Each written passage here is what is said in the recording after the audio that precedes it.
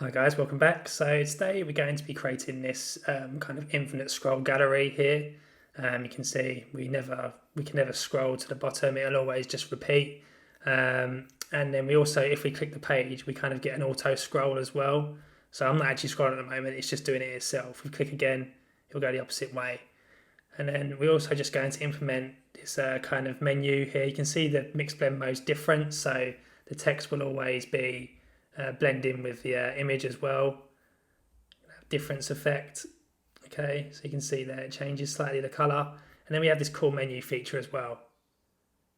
Okay, looks really cool. You can see the wraps fade in and out. And yeah, I think it's a really nice, sort of clean looking kind of gallery. Okay, guys, so yeah, let's just jump straight into it. Thanks. Okay, so let's get started. We need index.html, a style.css, and app.js.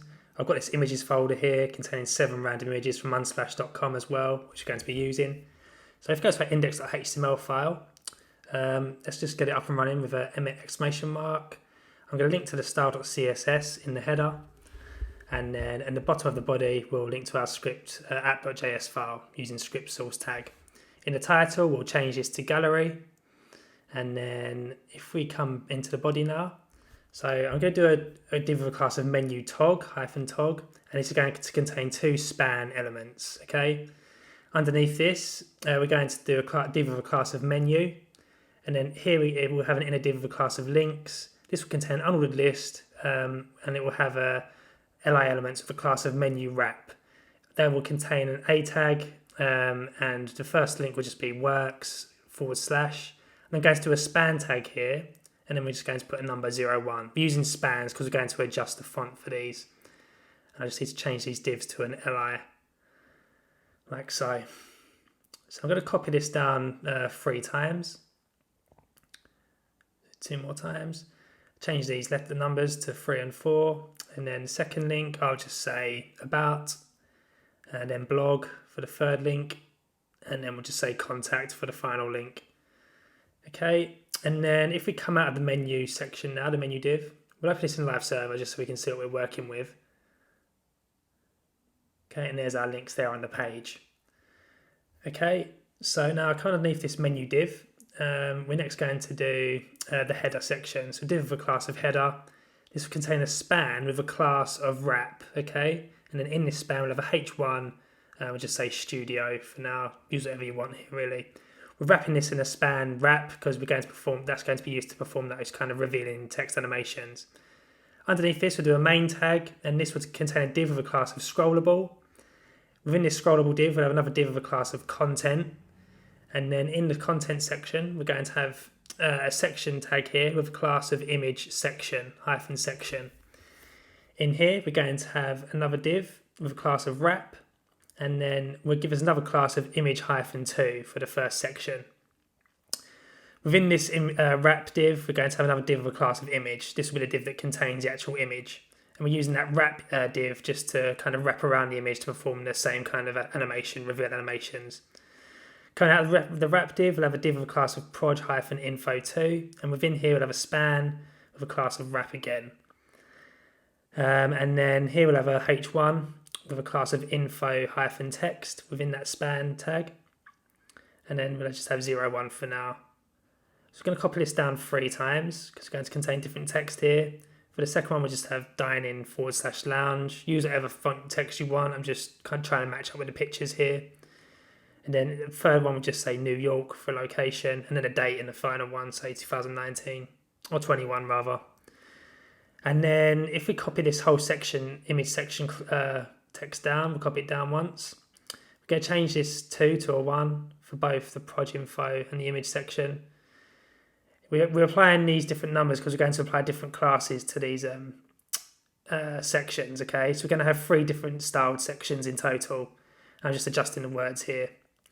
Again, we'll copy it down again, change this to a 3, and change that one to a 3 there as well. And then we'll just change the letters again, or the words rather. Again, use whatever word you want here. I'm just, for the purpose of this tutorial, just using generic kind of text. So I'm going to copy this down again. We're going to have 7 of these sections in total. So for this section, we'll change that back to a 1, to 3 to 1. We'll change these around. Detail, we'll just say Madrid 2020. Copy it down again. Change this to a 3, and yeah, we'll change that project info to a 3 as well. Okay, modern, just say Milan here. Just change the date to 2019. Okay, so we have 2 more sections. So we copy this down one more time, or 2 more times rather. Let's just do that now. This one will be we'll give it a styling of 1, so we change the 3 to a 1. Or we don't have a 2 actually. And then we'll say, yeah, just change this text. Remember, we're wrapping these in the span with a class of wrap, because we're going to set the overflow to hidden, so we can get a nice kind of reveal animation from the bottom. Okay, you'll see what I mean shortly. And then finally, let's just copy this down one more time, and we'll just change this 2 to a 1, and then just change these around as well.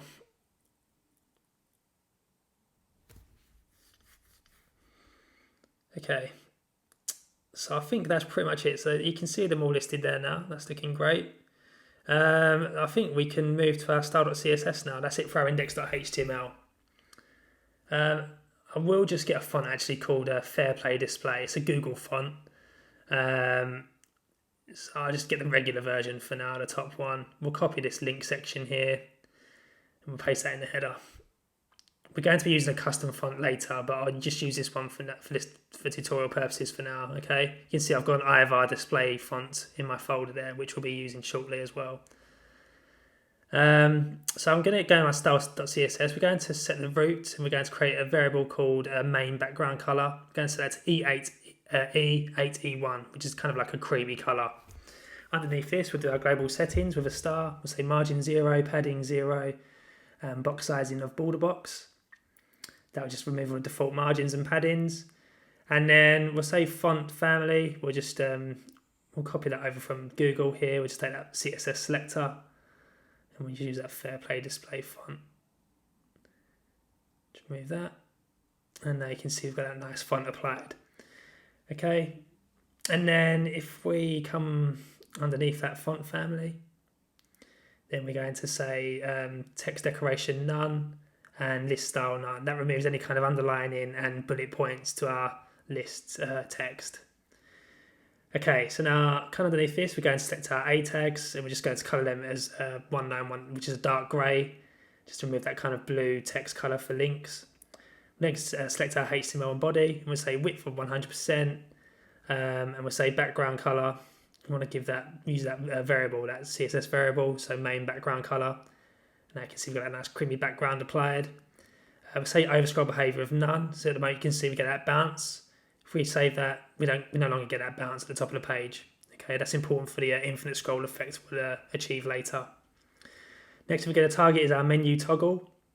So dot menu tog, say position fixed, top 3%, right 2%, and then here we're going to say a width of 25 pixels and a height of 6 pixels. Okay, and then we'll just say display flex, and then we're just going to say flex direction of column, and then we'll say cursor pointer. We also want to set just justify the content on this to be space between, and we're also going to apply a z-index of 3 to make it appear in front of all other elements. And we're going to set the mixed blend mode to difference, okay? And then we're going to set the background color to red. As you can see, it looks blue because we've got that difference applied, but this will just mean our inner spans for this section, you'll be able to see them over the images, okay? Because it will mix blend differently to the background images. Underneath this, we're going to target the menu tog span elements. We'll position those relative. We'll say a width of 100% and a height of 2 pixels. And we'll set the background color to white, and that will look black because remember we've got a difference applied. And then we're saying transition 5 seconds, 0.5 seconds. And then we'll say transform origin, that's going to be center.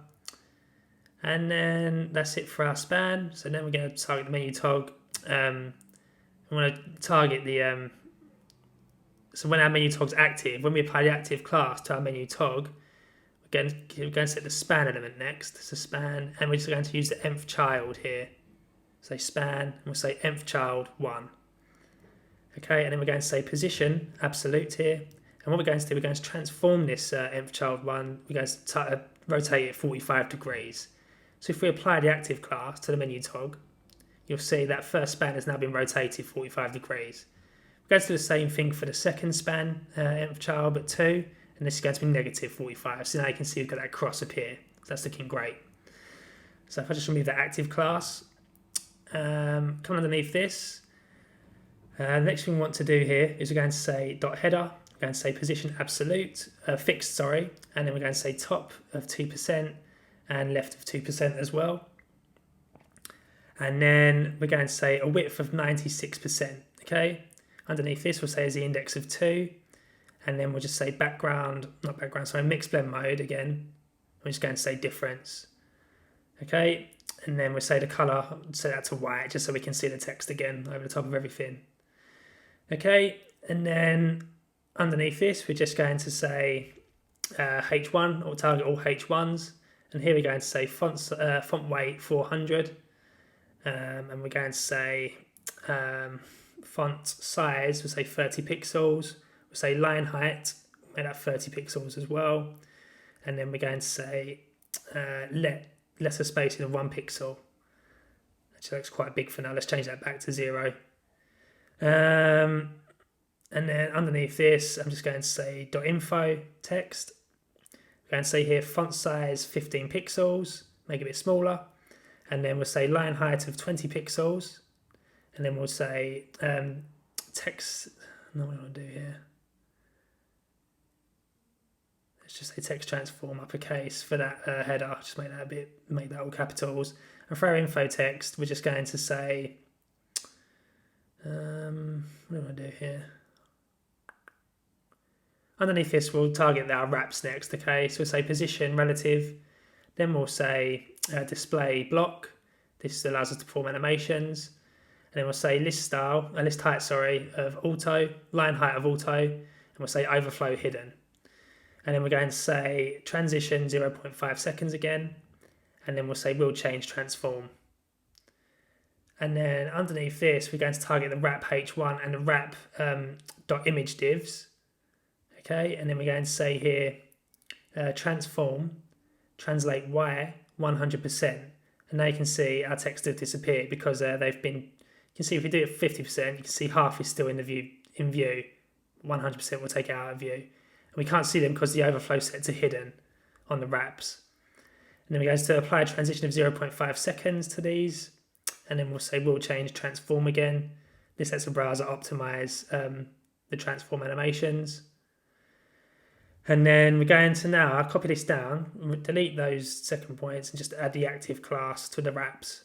Okay, and then we're going to set the transform to 0 when the wraps are active. Okay. Now, come underneath this, we're going to say menu, we're going to say position fixed, we're going to say top 0, left 0, width 100%, and a height of 100 viewport heights.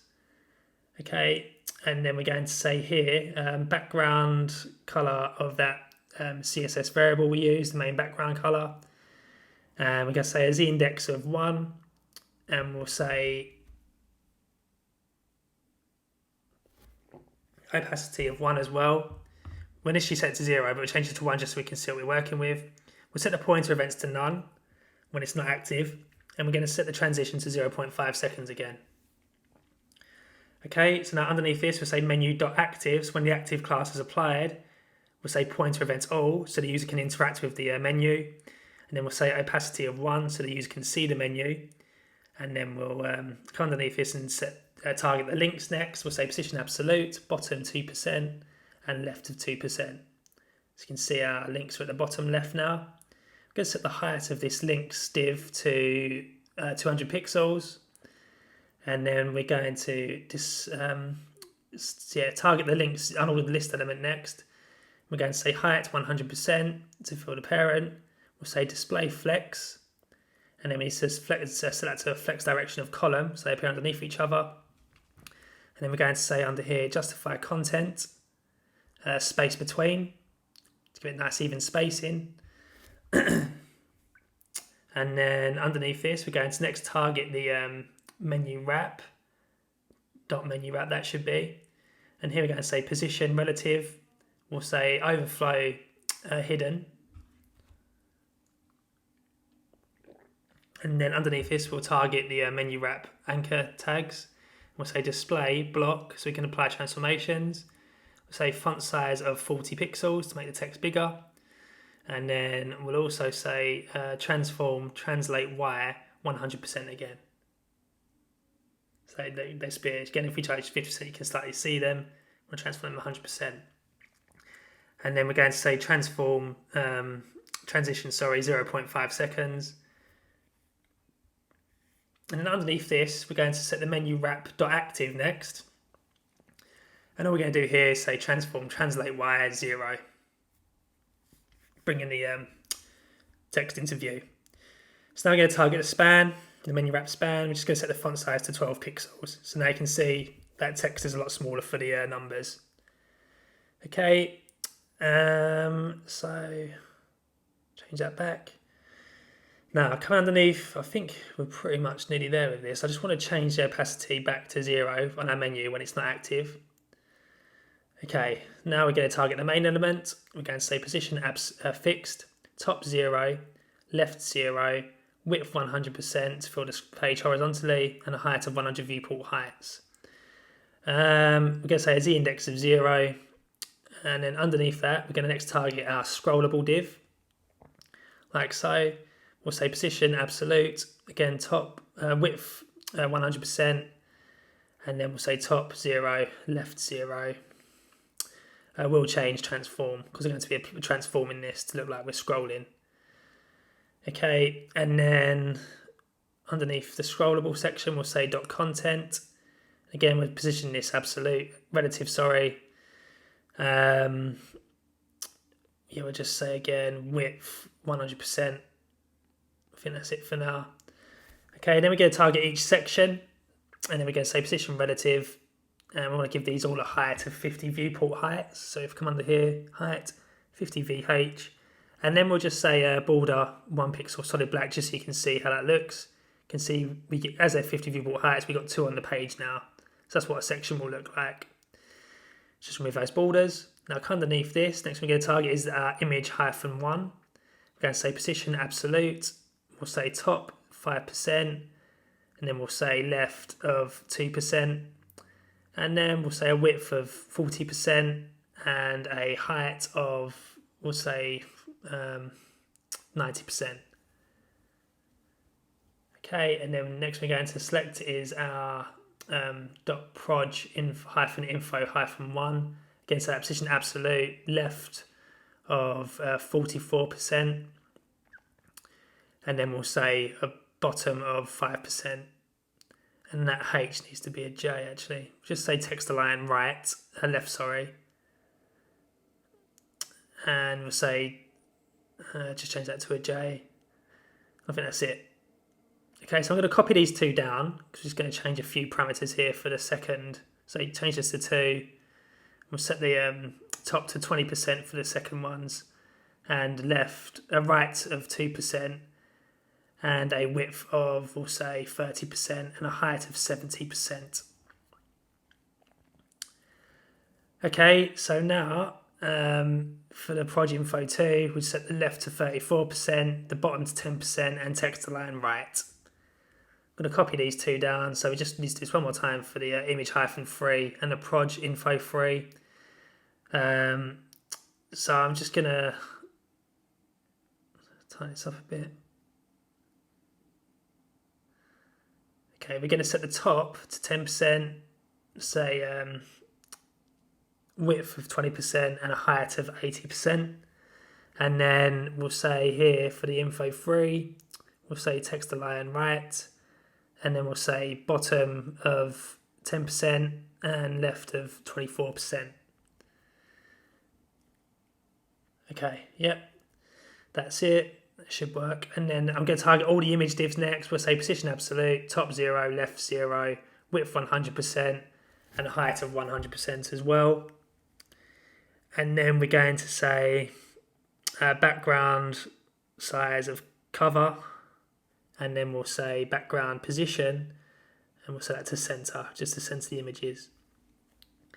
And then we'll say filter. We're going to apply a grayscale filter of 20%, as well as a slight sepia filter as well of 20% to these images, just to make it blend with the background better. Okay, so we're looking good. So now what I want to do is we come to our app.js file.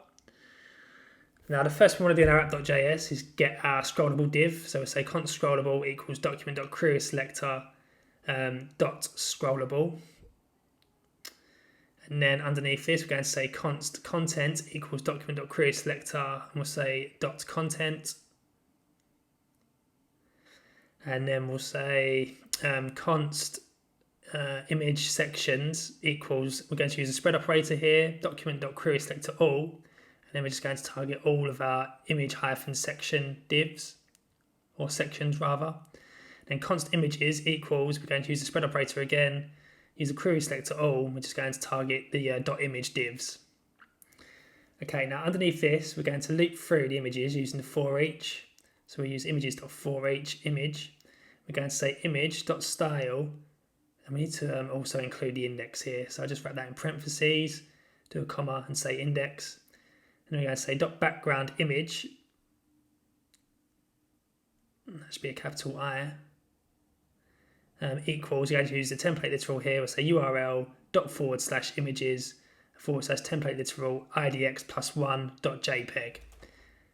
Okay, so if we just apply the active class to one of these images, you can't see them at the moment because they're all hidden.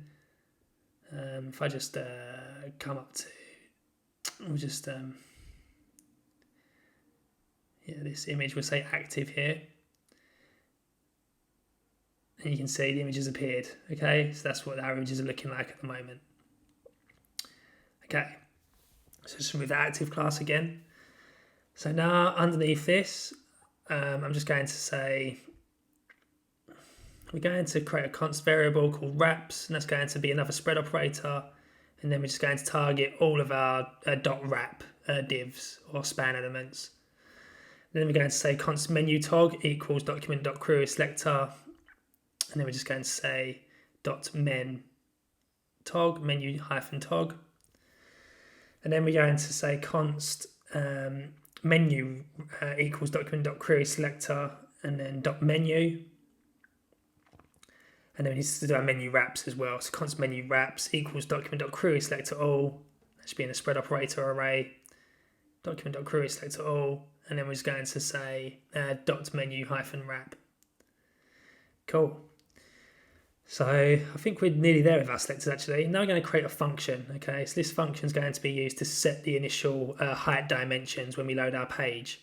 Okay, so we know how much we can scroll. I'm going to call this function init, and we're just going to say document.body.style.height equals, we're going to use a template literal here, and then we're just going to say $, curly braces, we'll say content.getBoundingClientRect. This is we're using the height method on that. So this will get the height in pixels of our content section. So then we can just say pix here. And then this will allow us to have a scroll bar on our page. So if we say init, you can see now we get that scroll bar. Okay. So now underneath this, next thing we want to do is create, I'm going to create a few functions here. But the first thing we want to do is apply an event listener to our menu tog. That's going to be a click event, and that's going to trigger a function called toggle menu, which we haven't created yet. And then we're also just going to add another event listener to the window. We say window.add event listener. We listen out for the resize event, and then we're going to toggle that init function we just created, because if we resize our window, we'll need to reset the dimensions of our scroll. Now we're going to create this toggle menu function. Actually, no, we'll do a display wraps first. So function display wraps. What we're going to do here is we're just going to say wraps.forEach wrap. Again, passing the index. And then here we're going to do a set timeout. Set timeout, and then we're just going to do a callback here. We're just going to say wrap.classList.add active. Okay, and then for the timing, we're just going to pass in the index number +1, and then we're going to multiply that by 50 milliseconds. So we get that kind of delayed effect for each of our wraps.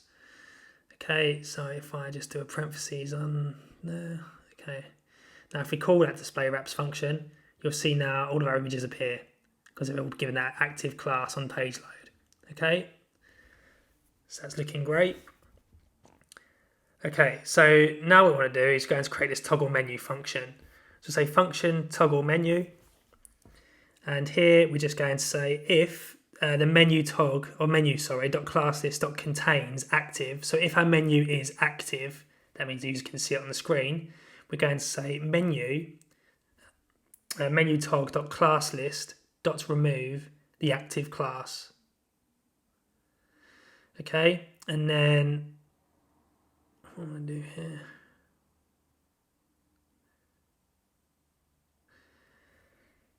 And then, so this, I want to come out of this for a second because we're going to have to create a few helper functions here. So we're going to create a function called toggle wraps. Okay, and this will take in whether the wraps are active or not. That'll be a boolean that's passed in. And we're going to say here wraps.forEach wrap. We'll do a callback here, and then we're just going to say toggle wraps. So this will be another function we create. We're going to pass in the wrap as well as the active boolean. Okay. So I'm going to copy this down. We're going to create a same function for our menu wraps. Okay, so we have two different wraps. We have a menu wrap and the normal wraps. So this will just loop through the menu wraps. And then we're going to now create this toggle wraps function. So say function toggle wraps. And that's going to take in the wrap that we pass in as well as the active boolean. And here we're just going to do a set timeout again. And here we're just going to say if active, so if the active boolean is true, we're going to say wrap.classList.add. I'll do an add here. I want to add the active class. Else, we'll just say wrap.classList.remove active. Okay, so let's have a look.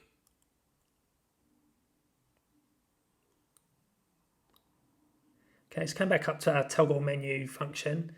Underneath this class list remove active, we're just going to say toggle wraps, and then we're just going to pass in. Just having to think here. You want to toggle the menu, make it menu wraps, and then we're just going to say false. Pass in the false, and then we're going to do a set timeout underneath this. And then we're going to say menu.classList.remove active. I'm going to trigger this after about 300 milliseconds. And then we're going to say, we're going to need to do another set timeout underneath this. And we're just going to say toggle wraps true. And you get into that 300 milliseconds. Okay, it's coming out of that if statement. So this means if the menu class list does not contain active, we're going to add the active class to our menu tog. And then we're just going to say toggle wraps false. Okay, so that will remove the wraps on the main screen. It'll make them, it'll deactivate them. And then we're just going to copy these two set timeout functions here. And what we're going to do is just going to add the active class to the menu next. And then we're just going to say toggle menu wraps to be true. So now you can see it's working for the menu, but not the main screen. So let's see what's going on there.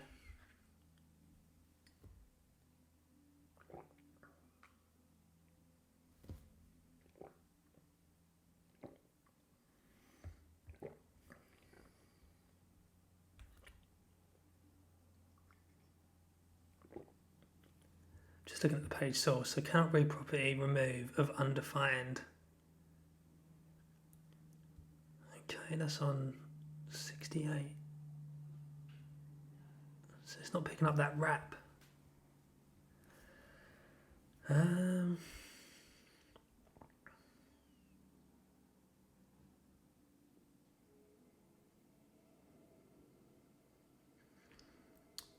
Okay, it works for the menu. What's going on there?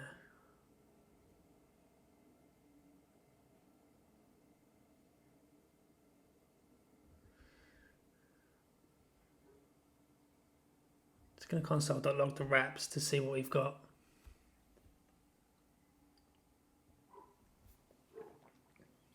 Okay, so they are showing in our console.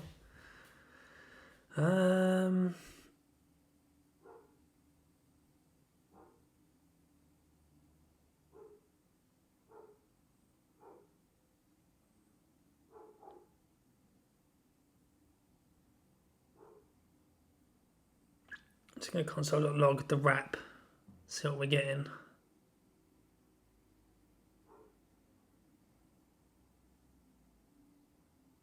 Okay, it's giving us a boolean there, false.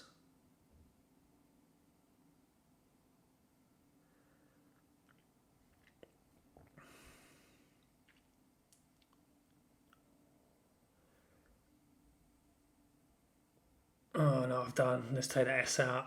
Okay, yeah, because I had two functions with the same name. We had toggle wrap and toggle wraps. Yeah, sorry about that, guys. I should create better names for my functions, really. But you can see that's working now. We're getting the desired effect. Okay, let's remove that console log. Don't need that anymore. All right. Okay, we made that. Sorry about that, guys. So next thing we want to do is we kind of want to get the scroll functionality up and running now.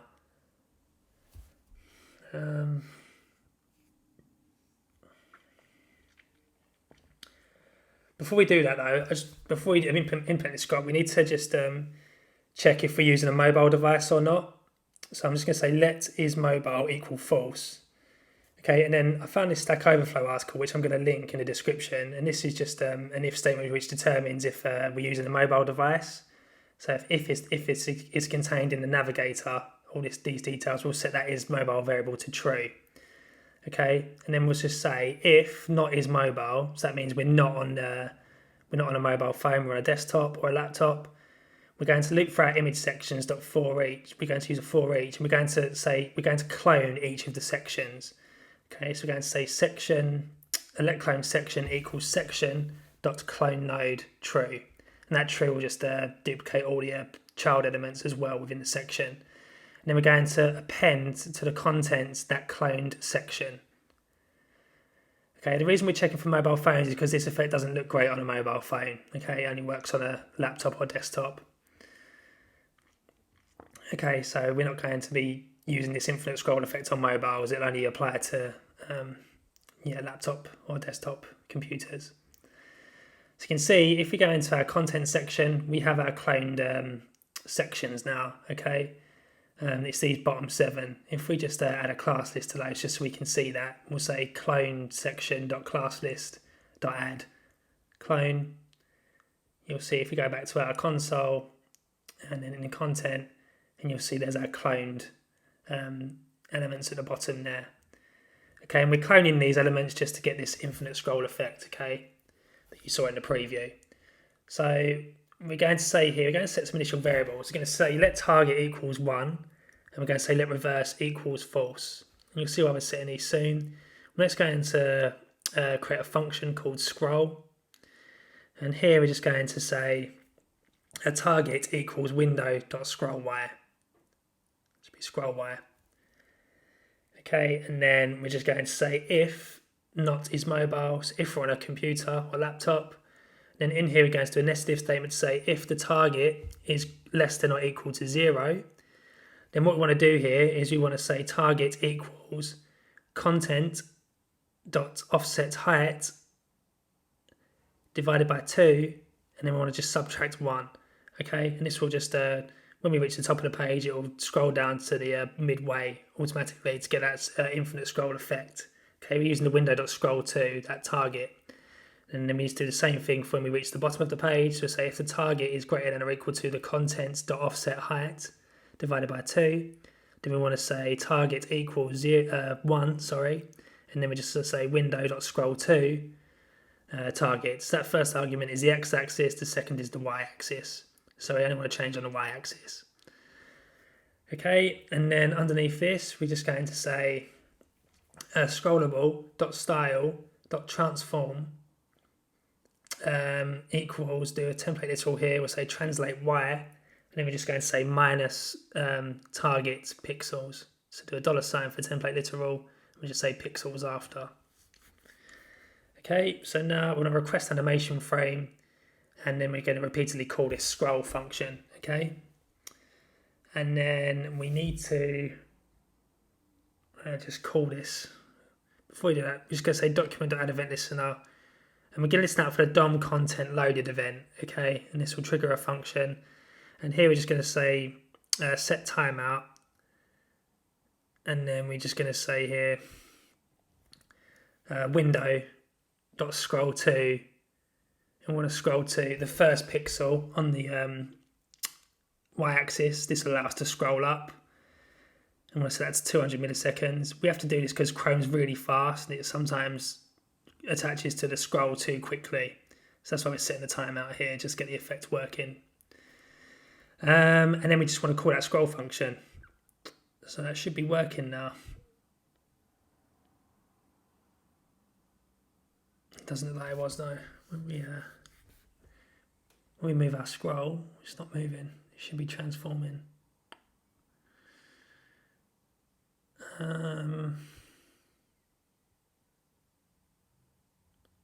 Style.transform.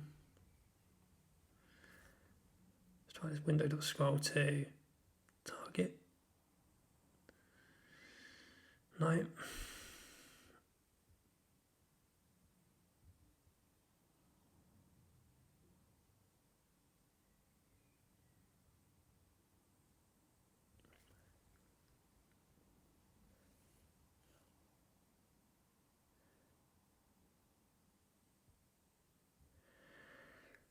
Let's just try console login.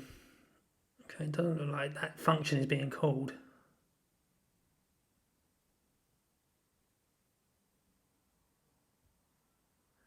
That's got to be a capital L. Right, okay.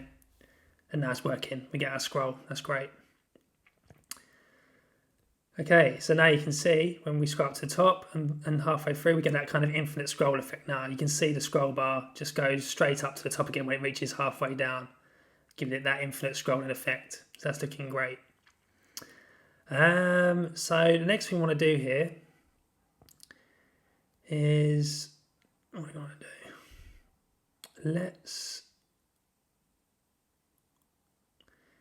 I'm just going to say, we want to get this like kind of auto scroll. So I'm going to say if reverse, we're just going to say target plus plus, okay? Minus minus, sorry. Else we'll say target plus plus. Okay, and then now you can see we get that nice auto scroll effect. Okay, and then what we can do here, we're just going to say document.add event listener. Going to listen out for a click, and then we're just going to do a callback, and we're going to use that, take that reverse function, so that equals the opposite. So when we click on the page, we get the auto scroll upwards. When we click it again, we auto scroll downwards. Okay, so that's working.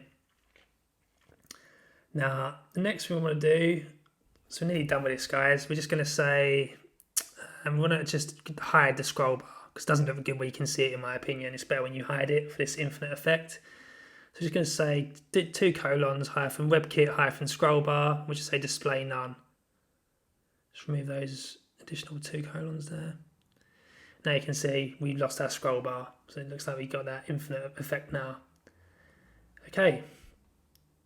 So that's looking good to me. Next thing I want to do is just change our font. I want to apply this IVAR display. I really like this font I found online. So we're just going to say font face, font family is IVAR. I'm going to set the URL to // and set the format to WOF2. And that's it. And now you can see, if we change this playfair display to IVAR, we get that nice font applied. One thing I'm noticing here as well is our text isn't lining up to the images on some of the images. So let's just have a look at that, see why that's happening.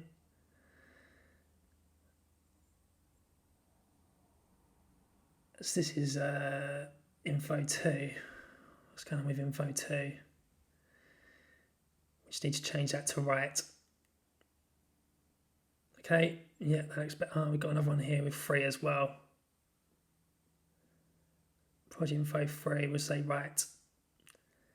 And now you can see our text is all lined up nicely. Okay guys, so I'm going to wrap this up there. Yeah, it's quite a cool, just infinite scrolling gallery. You get that cool, nice menu reveal effect as well.